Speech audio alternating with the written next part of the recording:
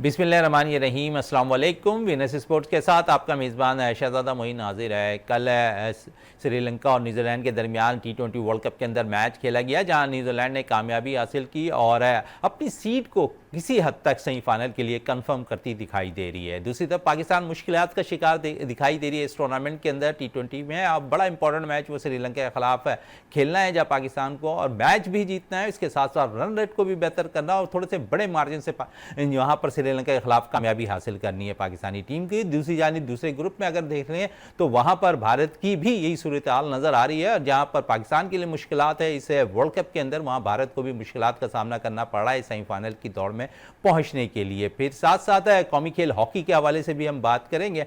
Flying out Samiullah को जो है इस वक्त चीफ सेलेक्टर बना दिया गया है कौमी हॉकी टीम का, और साथ साथ जो कोचिंग के फ्राइज हैं वो ख्वाजा जुनेद अंजाम देंगे। और उम्मीद करते हैं कि पाकिस्तान टीम इस वक्त मिस्र रवाना हो चुकी है, वहाँ पर क्वालिफाइंग राउंड भी पाकिस्तान ने खेलना है। उसमें हम कोशिश यही होगी पाकिस्तानी हॉकी टीम की कि परफॉर्मेंस अच्छे दे, तब जो क्योंकि पिछले दिनों जो मामलात हुए हॉकी के हवाले से तनाज़ात रहे, उसके बाद बहुत से फैसले हुए और फिर हमने देखा बहुत सी तब्दीलियों के बाद इस रिजल्ट के साथ कि कुछ बेहतरी होगी हॉकी पे, तो वो नज़र आनी चाहिए। अब क्योंकि कौमी टीम इस वक्त मिस्र में मौजूद है, क्वालिफाइंग राउंड खेलने के लिए तैयार है, इस पर भी आज हम बात करेंगे। और साथ साथ बात करने के लिए हमारे साथ है इस वक्त टेलीफोन लाइन पे ज्वाइन कर चुके हैं उबैद अवान साहब, स्पोर्ट्स एनालिस्ट हैं, एंकर पर्सन है। उबैद अवान साहब, बहुत शुक्रिया आपका वीनस स्पोर्ट्स में टाइम देने का। और हाँ ना की सूरत हाल अभी भी बाकी है, लेकिन अब थोड़ी सी मजीद मुश्किलात बढ़ गई है पाकिस्तानी टीम के लिए, क्योंकि कल न्यूजीलैंड ने श्रीलंका के खिलाफ कामयाबी हासिल कर ली।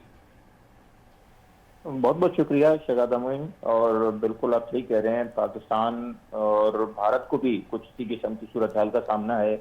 दोनों टीमें जो है वो इस वक्त स्ट्रगल कर रही हैं, और लग ये रहा है कि एशियन टीम्स जो है वो बाहर हो जाएंगी सेमीफाइनल से। अगर हम और ये पहली दफा होगा कि T20 वर्ल्ड कप के अंदर एशियन टीम बाहर होती दिखाई देगी। जी बिल्कुल, और वो भी इस सूरत में कि वर्ल्ड कप जो है वो एशिया में हो रहा है, तो ये बहुत एम्बैरसिंग बात होगी कि कोई एशियन टीम सेमीफाइनल में ना हो। लेकिन चांसेस अभी भी हैं, इंडिया के पास भी हैं, पाकिस्तान के पास भी हैं, लेकिन दोनों को बहुत ज़्यादा मेहनत करनी है। अगर पाकिस्तान के ग्रुप की हम बात करें तो इंग्लैंड की टीम यहाँ से क्वालिफाई कर चुकी है और श्रीलंका की टीम बाहर हो चुकी है। तो अब इस ग्रुप में दो टीमें रह गई हैं, इन दोनों के दरमियान बहुत सख्त मुकाबला है।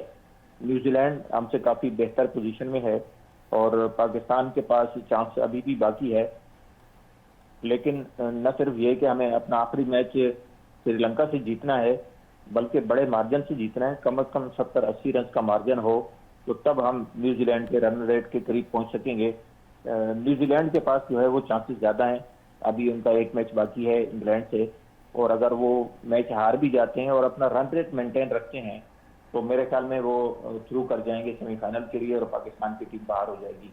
उबैद अमान साहब, पाकिस्तान अगर T20 वर्ल्ड कप से बाहर होता है तो कितने प्लेयर्स का इस मौजूदा टीम से बाहर होने के इम्कानात नज़र आ रहे हैं कि वो T20 फॉर्मेट में शायद उस टीम में शामिल ना हो? कई तजुर्बाकार प्लेयर्स भी इसमें शामिल हैं। आप समझते हैं कि शादाब का कैरियर अख्ताम होगा, नवाज का कैरियर, फ़खर का, फिर साथ साथ बाबर आजम, बहुत से ऐसे प्लेयर्स हैं जो शायद इस वर्ल्ड कप के बाद आपको T20 फॉर्मेट पर नज़र ना आए, पाकिस्तान सिलेक्शन उन्हें सेलेक्ट करते दिखाई ना दे।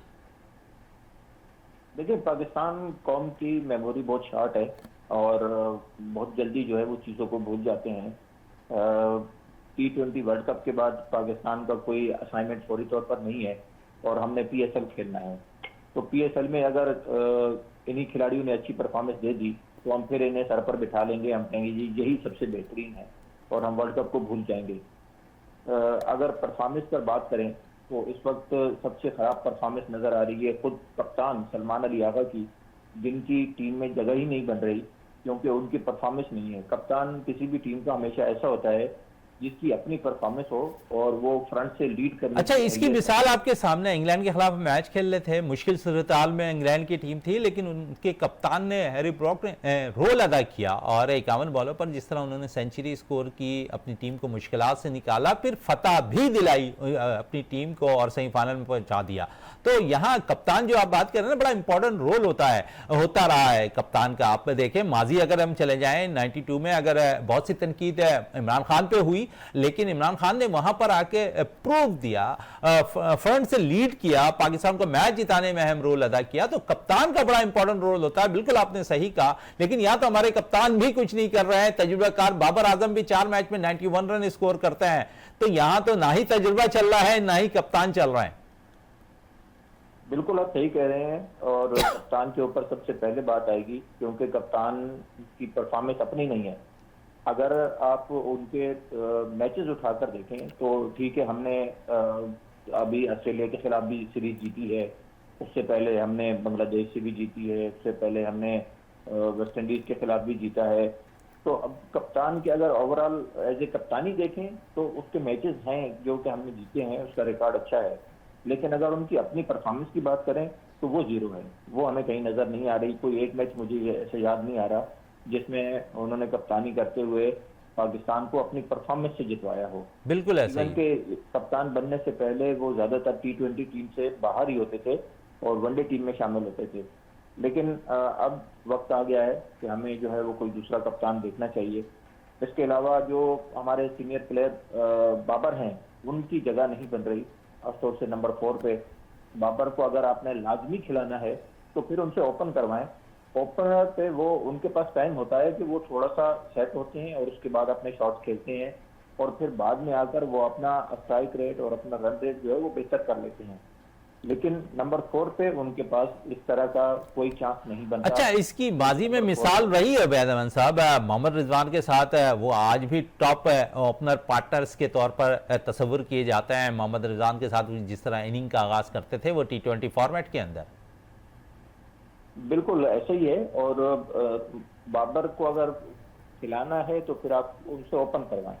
नंबर 4 का जो सबसे बेहतरीन प्लेयर है वो फखर जमान है, जो कि जाया हो रहा है, और उसके जगह चेंज होने से वो भी डिस्टर्ब हो रहा है। बार बार कभी आप उसको 7वें नंबर पे ले आते हैं, कभी 5वें पे ले आते हैं, कभी कहाँ उनको खिलाते हैं। तो नंबर 4 पर अगर फखर को फिक्स किया जाता तो मेरे ख्याल में वो इस वर्ल्ड कप में ज्यादा बेहतर होता। अच्छा वैद अमन साहब, दुनिया भर की टीमें स्पेशलिस्ट के साथ जाती हैं, चाहे वो ओपनर हो, वन डाउन पोजीशन वाला बल्लेबाज हो, या मिडिल ऑर्डर हो, या स्पिनर्स हो, या फास्ट बॉलर्स हो। हमारी टीम के अंदर ऐसा क्यों नहीं है? क्या सिलेक्शन का म्यार हमारे पास ऐसा नहीं है? आज कोच है जो माइक हैसन है वो 6 ओपनर के साथ टीम में जो शामिल कर लेते हैं। हमारे पास मिडिल ऑर्डर बल्लेबाज है कोई नहीं है, मुस्तनद है। तो फिर रिजल्ट तो ऐसा ही आना है ना, सिचुएशन के मुताबिक कोई खेलने को तैयार नहीं है। देखिए, हमारे पास स्किल्स की कमी है। सबसे पहली बात तो ये है कि हमारे प्लेयर्स जो हैं वो उस काबिल नहीं है, उस कैपेबल नहीं है इंटरनेशनल क्रिकेट के अंदर परफॉर्मेंस देने के। आप साइम अयूब को देखें, डोमेस्टिक में वो बहुत अच्छा खेलते हैं, PSL के अंदर बहुत अच्छा खेलते हैं, लेकिन इंटरनेशनल क्रिकेट में उनकी परफॉर्मेंस। साइम अयूब नवंबर से लेकर अब तक 2026 हो गए हैं और यहाँ पर 17 मैचेस में कोई नीफ सेंचुरी उनकी नहीं है। बिल्कुल ऐसे ही है, और उनकी जो प्रीमियर जॉब है वो एज ए बैटर है, लेकिन वो एज ए बॉलर जो है वो हमें ज्यादा सूट कर रहे हैं।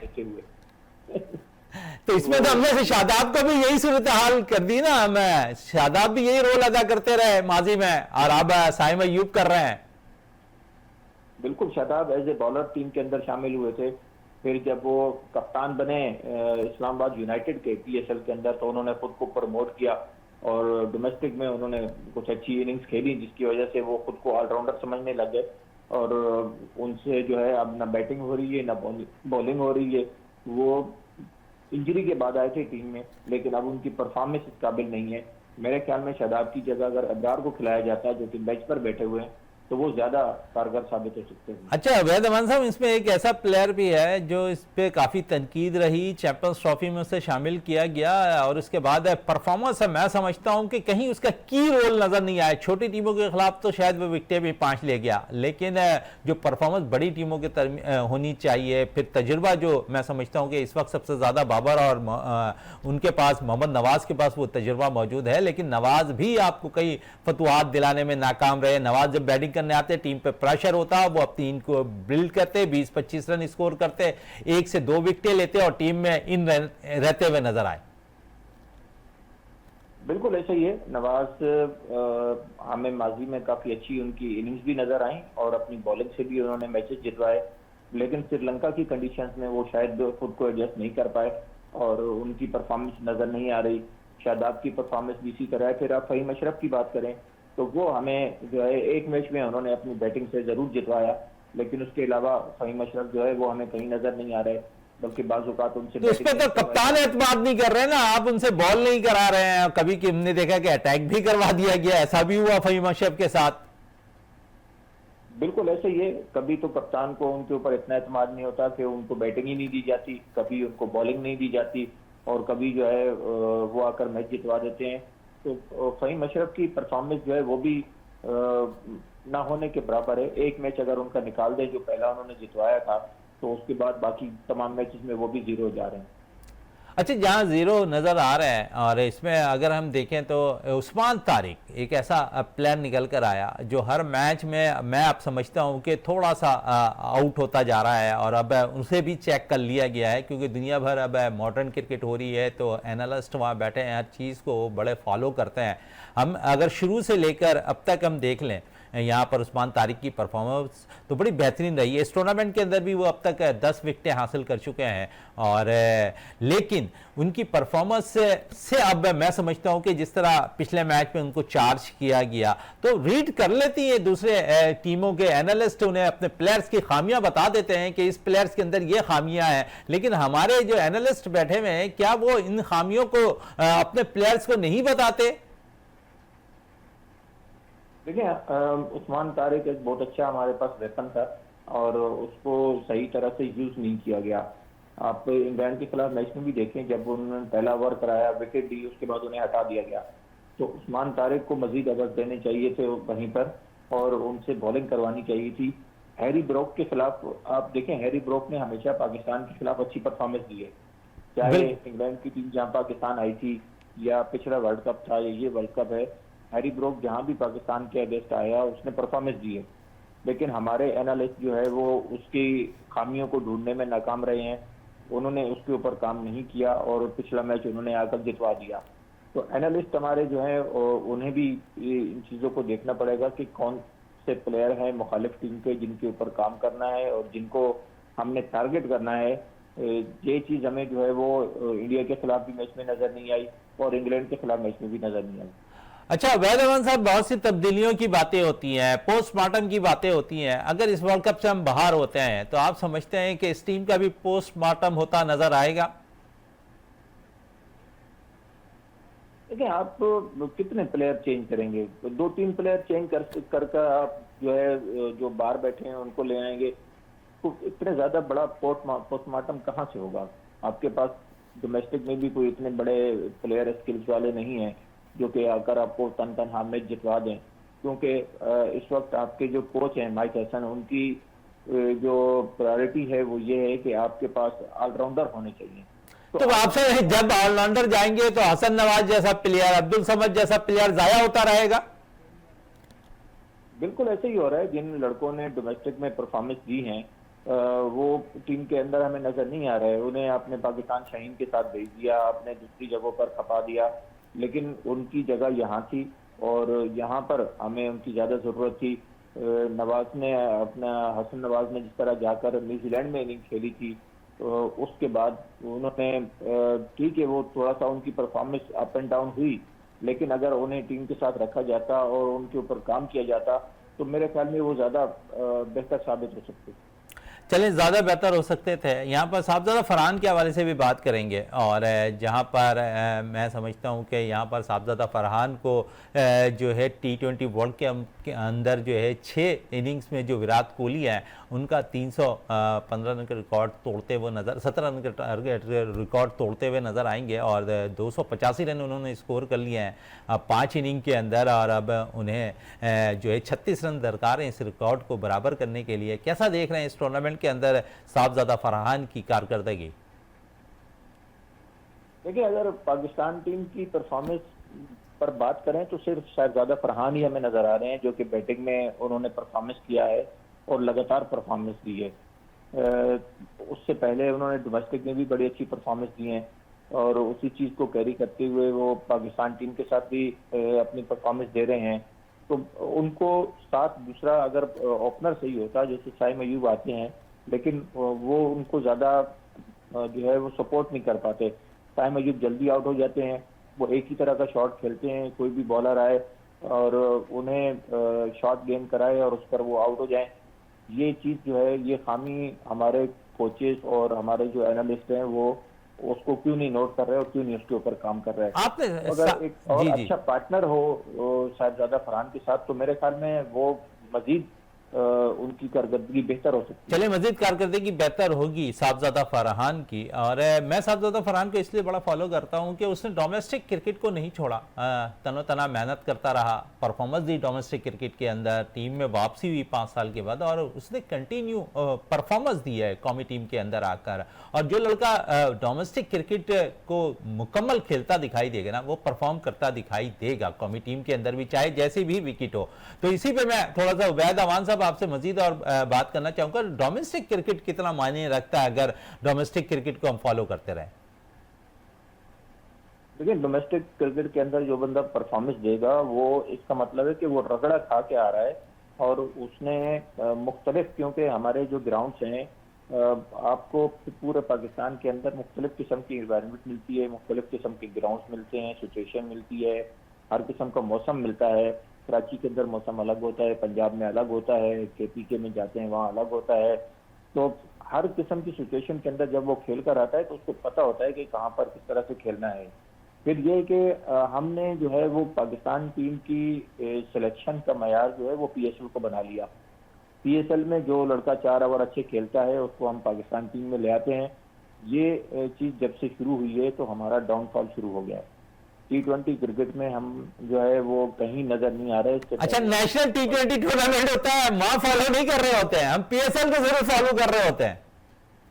बिल्कुल, हम PSL को फॉलो कर रहे होते हैं। नेशनल T20 देखें, साहिबजादा फरहान ने नेशनल T20 में सेंचुरियां बनाई थी और उसके बाद उनका PSL में भी नाम नहीं था और फिर अचानक उन्हें इस्लामाबाद यूनाइटेड ने स्क्वाड में शामिल किया था।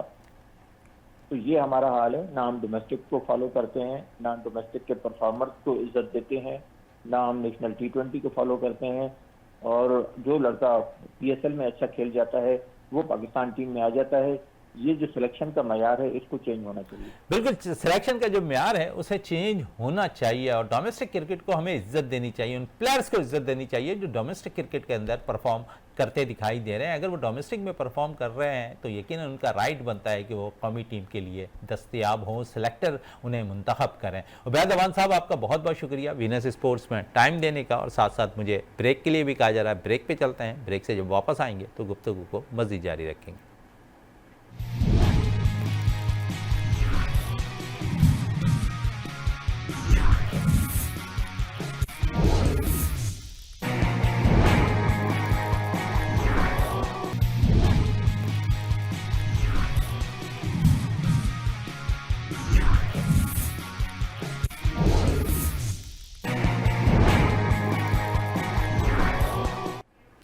Welcome back. और वक्फे से कबल हमारे साथ senior sports analyst anchor person Ubaid Awan साहब मौजूद थे और उन्होंने कहा कि इस टीम को अब पोस्टमार्टम की ज़रूरत है, इस टीम को अब तब्दीलियों की ज़रूरत है, इस टीम को अब नौजवान खिलाड़ियों की ज़रूरत है। इसी हवाले से मज़ीद और भी बात करेंगे और अब हमें टेलीफोन लाइन पर ज्वाइन कर चुके हैं सीनियर स्पोर्ट्स एनालिस्ट हैं, हमारे साथ हमेशा स्टूडियो पर मौजूद रहते हैं, इकबाल मेमन साहब हमने ज्वाइन कर लिया है। इकबाल साहब, बहुत थैंक्स आपका वीनस स्पोर्ट्स में टाइम देने का, और साथ साथ अब मुश्किलात मजीद बढ़ गई हैं और क्या कहेंगे इस टीम के हवाले से। उबैद अवान साहब हमारे साथ सीनियर स्पोर्ट्स एनालिस्ट है, वक्फे से कबल मौजूद थे और उन्होंने कहा कि पोस्टमार्टम, तब्दीलियां और सीनियर प्लेयर्स को फारिग। सर, अगर जो है ख्वाहिशें जो है घोड़ा होती तो मैं दौड़ा देता, और अगर ख्वाहिशें जो है जहाज होती तो मैं उड़ा देता। मसला यह है कि पाकिस्तान में यही सिलसिला चलेगा। सिफारिशों का जो अमल है वो 47 से है और यही सिलसिला चलता रहेगा जब तक सिफारिशी सिस्टम खत्म नहीं होगा, मेरिट नहीं होगी, आप कुछ भी नहीं कर सकते। बाकी ये कि आप कहीं ना कहीं जो है वो अच्छा एक आधा मैच जीत सकते हैं, जो इंग्लैंड के खिलाफ आपके पास चांस था, लेकिन वो भी जो है बहरी ब्रुक ने आपको एक साइड पे कर दिया। हालांकि शुरू में अच्छा, हमारे कप्तान ऐसी इनिंग क्यों नहीं खेलते हैं कि मैच विनिंग कारकर्दगी हो जाए और हारी हुई शिकस्त जो है फतह में तब्दील हो जाए? सर वो मैच विनिंग कैप्टन है हैरी ब्रोक। आपका जो कप्तान है वो मैच विनिंग नहीं है। उसे तो कहा जाता है कि T20 फॉर्मेट पे वो पूरे नहीं उतरते, उन्हें तो कप्तानी दे दी गई है जिसकी जगह नहीं बनती टीम में। तो मैंने यही कहा ना कि सन 47 से यही चलता आ रहा है, लेकिन ये कि अगर एक आधा मैचेस कोई जीत गए हम तो वो ठीक है, नहीं तो हमारा तो रिकॉर्ड यही रहेगा। आप देख लें कि इंडिया के खिलाफ हमारा क्या रिकॉर्ड है, इंग्लैंड के खिलाफ हमारा क्या रिकॉर्ड है, और एक ही बंदे ने सारे। अब हैरी ब्रोक जब उसने जो है इसमें इंटरनेशनल उसमें आया था, कदम रखा था, तो उसने जो है सबसे ज्यादा स्कोर जो है वो पाकिस्तान के खिलाफ ही किया है। अच्छा, यहाँ मैं एक बात थोड़ा सा इंटरप्ट कर रहा हूँ इकबाल मेमन साहब। पाकिस्तान के खिलाफ हमेशा हैरी ब्रोक ने अच्छी कारकर्दगी का मुजाहरा किया है। क्या हमारे, मैंने ये सवाल उबैद अमान से भी किया था, क्या हमारे एनालिस्ट ऐसे बल्लेबाज पर उनकी खामियों पर नजर नहीं रखते हैं, अपने बॉलर्स को नहीं बताते कि यहां पर इनका वीक पॉइंट है हैरी ब्रोक का, कि यहां पर बॉल करनी है आपने ज्यादा, लेकिन शायद हमारे या तो बॉलर नहीं समझ पाते या एनालिस्ट उन तक वो पैगाम नहीं डिलीवर कर पाते? सर एनालिस्ट डेफिनेटली कुछ ना कुछ तो कर रहे होंगे, लेकिन ये कि देखें मैं आपको एक चीज बताऊं कि मलंगा के लिए कहा जाता था कि वो 6 बॉलें जो है यॉर्कर करा सकता है। इसी तरह हमारा शहनशाह आफरीदी भी जो है 6 की 6 बॉलें यॉर्कर करा सकता है, एक आधी फुल टॉस पड़ सकती है। जिस जो है ओवर में उसने उसको आउट किया है वो आखिरी बॉल थी, उससे 5 बॉलें में जो है उसने ठीक ठाक कुटाई की। अगर हम उसको पहले ही आउट कर लेते, जो कर सकते थे, कोशिश जरूर होती। फिर दूसरा ये कि उसके आर्क में आप बॉलिंग दे रहे हैं तो वो तो फिर कूटेगा। और देखें ये जो स्मिथ जैसे और हैरी ब्रुक जैसे और या कोहली जैसे प्लेयर्स हैं वो तो मतलब है कि सदियों में पैदा होते हैं, और उनको अगर आप उनके आर्क में जो है बॉलिंग देंगे तो वो तो फिर आपकी कुटाई करेंगे।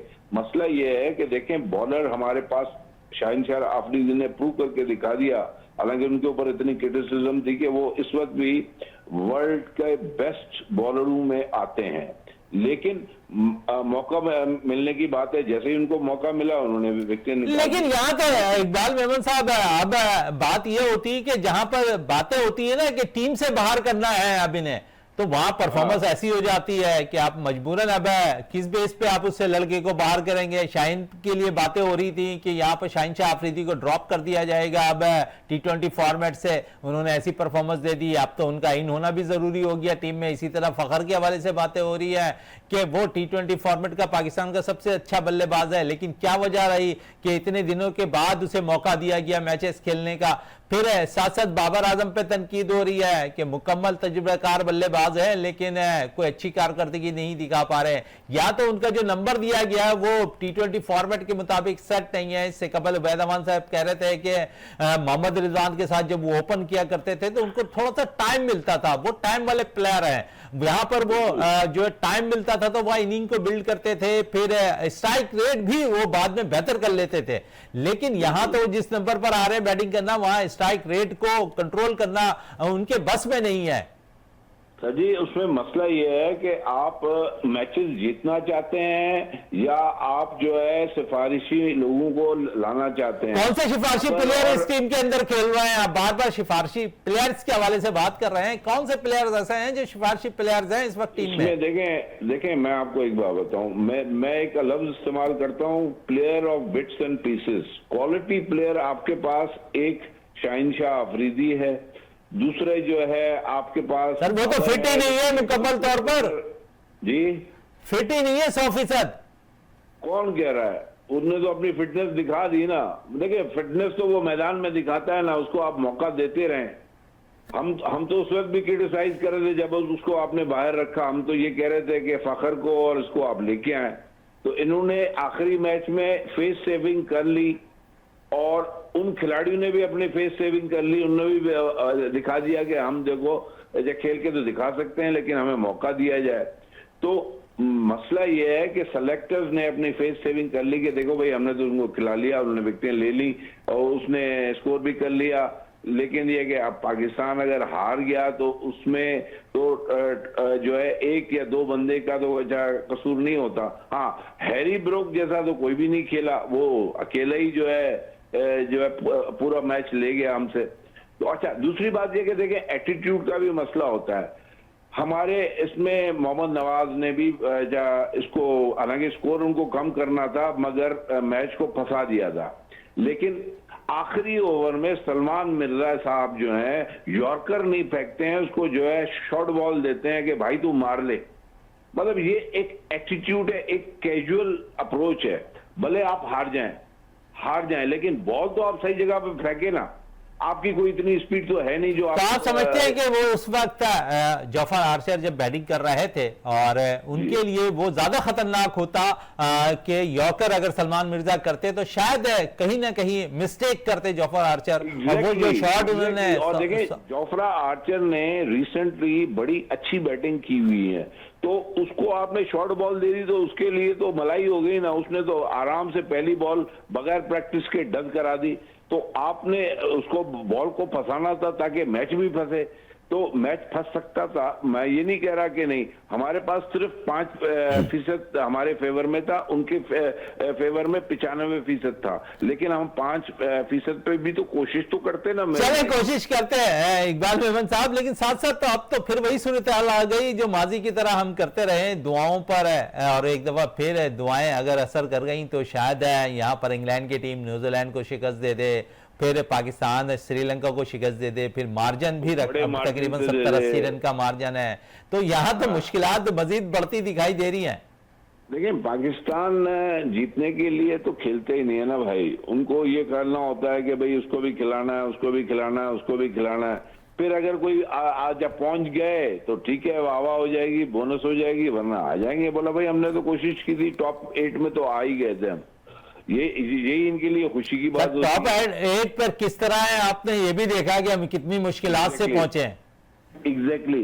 तो मैं वही कह रहा हूं कि भाई ये आपके पास कोई ऐसा बल्लेबाज नहीं है जो इस टूर्नामेंट में अच्छा रन करता दिखाई दिया, जो सिवाय साहबजादा फरहान के जो 285 रन स्कोर कर चुके हैं, इस वक्त सबसे ज्यादा टॉप स्कोरर है इस वर्ल्ड कप के।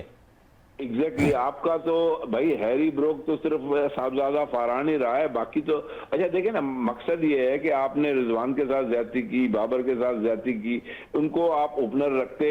और साहबजादा फरहान अगर उस जमाने में जब आप ये शफलिंग कर रहे थे तो उसमें भला एक खिलाड़ी को आप जो है साहबजादा फरहान के साथ खिलाए थे। बाबर के बेस्ट है, 1 डाउन जो है रिजवान खेल चुका है। आपने तो फखर के साथ भी ज्यादती की है ना। एग्जैक्टली। तो मसला वही है कि भाई आपको जो है बेहतरीन प्लेयर जब बैठे हुए हैं, ठीक है वो थोड़ा सा स्टार्टिंग में स्लो खेलते हैं, लेकिन आपको एक स्कोर तो अच्छा करके देते हैं ना। तो उसके बावजूद अच्छा, फिर आपने बॉलिंग पे भी जो सिलेक्शन है वो मुझे समझ में नहीं आई कि आप जो है मतलब है कि एक शाहिनशाह आफरीदी के अलावा मुझे कोई एक भी बॉलर कोई कैलिपर का तो नजर नहीं आया मुझे, ठीक है ना। बिट्स एंड पीसेस वाले बॉलर थे, तो अब उसमें आप क्या कितनी विकेट गिराए। आप कह रहे हैं कि नसीम शाह डगआउट पे बैठे थे, नसीम शाह को भी मौका मिलना चाहिए था। एग्जैक्टली। और दूसरी बात ये कि शहजादा मुझे ये बताएं कि साइम अयूब का बेसिकली तो वो एज ए बैट्समैन आता है, एज ए ओपनर आता है। सर यही बात तो मैं वैद साहब से भी कह रहा था कि नवंबर से लेकर अब तक ये फरवरी का महीना ही चल रहा है, T20 वर्ल्ड कप चल रहा है, 17 इनिंग खेल चुके हैं और एज ए ओपनर, और अब तक कोई नीफ सेंचुरी स्कोर नहीं की है। तो ऐसे में क्या वो जगह सूटेबल है साइम अयूब के लिए, या फिर आप सिलेक्टर उन्हें ड्रॉप नहीं करना चाहते? नकवी साहब के ब्लू आइड बेबी हैं, तो फिर अब वो तो फिर मसला है ना। अब जिसका हम क्रिटिसाइज करते हैं बाबर पे, इसका जो है इम्पैक्ट जो वो है स्ट्राइक रेट वो कितना है, 135, ठीक है। लेकिन अभी इस टूर्नामेंट में तो 91 रन स्कोर कर चुके हैं 105 रन के स्ट्राइक रेट से बाबर आजम। वही मैं कह रहा हूं। तो आप मुझे ये बता दें कि अब आप बाबर पे तो क्रिटिसाइज कर रहे हैं, लेकिन साइम अयूब ने कौन सा कमाल कर दिया, मुझे ये बता दें। देखिए कमाल तो नहीं किया, लेकिन अपनी बॉलिंग से जरूर मुतासिर कर दिया उन्होंने। नहीं, अगर फिर ठीक है, वो फिर आप उसको जस्टिफाई करेंगे, वो बॉलिंग ऑलराउंडर है हमारा। तो पाकिस्तानी टीम में आने के बाद सब चीज तब्दील हो जाती है। इसकी मिसाल आपके सामने शादाब खान की है। हाँ ठीक है, नहीं मगर देखें शादाब जो है शुरू में जब आया था तो एक अच्छी सिलेक्शन थी शादाब की। फहीम अशरफ को सिफारिशी था, लेकिन ये कि वो अब इम्प्रूव तो कर गया है, ठीक है। लेकिन इस इंप्रूवमेंट का फायदा क्या कहां आएगा जब मैचेस आप नहीं जिता सकेंगे? जी सॉरी, जब इस इंप्रूवमेंट का फायदा कब होगा टीम को कि जब मैचेस आप जितवाएंगे? आप टोटल सिफारिशी सिस्टम खत्म करें, लोगों को मौका दें। सर सिफारिशी से ज्यादा मैं समझता हूं ना कि इस टीम को जरूरत इस बात की है कि स्पेशलिस्ट खिलाड़ियों से भरा जाए। आपके पास रेगुलर ओपनर मौजूद है, लेकिन आपके पास वन डाउन बैटिंग करने वाला बल्लेबाज नहीं है, टू डाउन बैटिंग करने वाला बल्लेबाज नहीं है, मिडिल ऑर्डर पर बैटिंग करने वाला बल्लेबाज नहीं है। परफेक्ट स्पिनर्स आप जरूर खिलाते हैं, लेकिन आप एज ए स्पिनर ऑलराउंडर भी टीम में शामिल कर रहे हैं। आपके पास है बेहतरीन ऑलराउंडर, बॉलिंग में नजर नहीं आ रहा है, और साथ साथ जो है उन्हें आप शामिल नहीं करते टीम में। एग्जैक्टली तो यही मसला है कि देखिए मैं आपको एक चीज और मैं आपको बता दूं, ये जो उस्मान तारिक साहब हैं, ये इस वक्त तो आप उनको कह रहे हैं कि वो जबरदस्त हैं, लेकिन इसको भी जब रीड कर लेंगे ना तो फिर ये भी इब्रार की तरह जो है साइड लाइन हो जाएगा, क्योंकि वो इतना एक्स्ट्रा ऑर्डिनरी बॉलर नहीं है। लेकिन ये कि अभी वो नया है, इसलिए वो आपके लिए थोड़ा सा मतलब दूसरी टीमों के लिए प्रॉब्लम क्रिएट करता है। तो आपके पास एक्स्ट्रा ऑर्डिनरी बॉलर्स नहीं है। अगर वही वाली बात है, अगर शाहिन शाह अफरीदी अच्छा नहीं है तो शाहिन शाह अफरीदी से कोई अच्छा नहीं है, बाबर अगर अच्छा नहीं है तो बाबर से अच्छा कोई नहीं है। तो अच्छा, पोस्टमार्टम होना चाहिए अगर टूर्नामेंट से बाहर होती है पाकिस्तानी टीम तो? हाँ तो बाहर हो जाएगी, वो तो कोई मसला नहीं है, और अगर इन हो गई तो फिर ये बोनस है, ये खुशी की बात है। हम तो फिर भी खुश होंगे, लेकिन ये कि मसला वही है पाकिस्तानी शायकीन क्रिकेट के दिल जो है ना मुंह में सर, यहाँ ऐसा लगता है कि हर चीज भूल जाते हैं फिर अचानक। सर मैं तो देखें हारे हुए मैच भी देखता हूं, उनके कमेंट्स भी सुनता हूं, और मैं एंजॉय करता हूं क्रिकेट को। मैं उनके हारने जीतने से, और मैं तो हर मैच में यही सोच के जाता हूं कि पाकिस्तान हारेगा, लेकिन अगर वो जीत जाता तो वो बोनस होता है मेरे लिए। चले बोनस होता है। दूसरी तरफ यही सूरत हाल है, इंडिया की टीम की नजर आ रही है, और पहली दफा ऐसा होगा कि एशिया के अंदर वर्ल्ड कप हो रहा हो और एशिया की टीम वर्ल्ड कप से बाहर हो जाए। हाँ ये तो है कि इस दफे जो है काफी सारी टीमें जो है एशिया की वो बाहर नजर आ रही हैं, और इस दफे जो है अपना यूके है, वेस्ट इंडीज है, और ये टीमें और साउथ अफ्रीका, ये बड़ी जबरदस्त। अच्छा, हैरान कुछ परफॉर्मेंस इस टूर्नामेंट के अंदर वेस्ट इंडीज की नजर आई है आपको? जी हाँ, बेहतरीन जब उनकी परफॉर्मेंस है। इवन हमसे तो अच्छी परफॉर्मेंस जो है वो जिम्बाब्वे ने दी है। तो जब वेस्ट इंडीज तो फिर भी एक जो है पुराने खिलाड़ी हैं और उनकी एक लेगेसी है, तो वो कहीं ना कहीं स्पेशली लिमिटेड ओवर्स में तो बहुत अच्छी परफॉर्मेंस देते हैं। बाकी अब टेस्ट मैचेस में अब उनके पास वो बात रही नहीं है, नहीं तो जो है लिमिटेड ओवर में तो वो अभी भी परफॉर्म कर रहे हैं। और लिमिटेड ओवर के अंदर भी वेस्ट इंडीज जैसी टीम परफॉर्म कर रही है, और बड़े नाम मौजूद नहीं है, लेकिन जो कोचिंग के फराइज हम अंजाम दे रहे हैं वो बड़ा नाम है, और उसको क्रिकेट का मैं कह सकता हूं कि शहंशाह कहा जाता है। और डैरन समी अगर किसी टीम के साथ मुंसलिक हो जाए तो वो टीम फिर तरक्की की राह पर गामजन होती हुई दिखाई देती है। यही सूरत हाल है अभी वेस्ट इंडीज टीम की नजर आ रही है, जहां पर डैरन समी ने जो है इससे टीम का हाथ पकड़ा, और आप देख लें कि इस वक्त वेस्ट इंडीज की टीम किस तरह T20 वर्ल्ड कप के अंदर 2026 में परफॉर्मेंस दिखाती हुई नजर आ रही है। इकबाल मेमन साहब, आपका बहुत बहुत शुक्रिया। प्रोग्राम का अख्ताम करते हैं इस दुआ के साथ कि पाकिस्तान में खेल और खिलाड़ी तरक्की करते रहे और पाकिस्तान का सब्ज हिलाली परचम दुनिया भर में रोशन रहे। इसी के साथ अपने मेजबान शहजादा मोइन को इजाजत दें। पाकिस्तान जिंदाबाद।